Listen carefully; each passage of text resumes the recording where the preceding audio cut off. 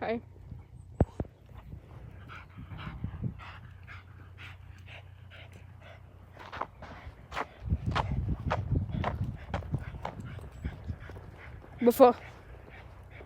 Hvorfor?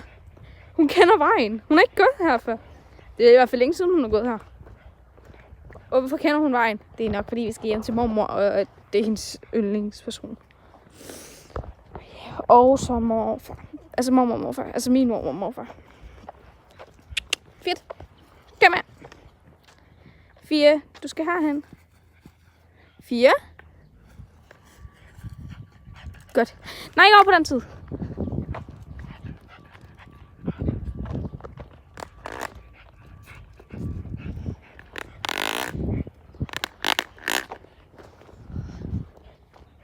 Ja. Hej. Like for part 2. Jeg går med en tur med en hund.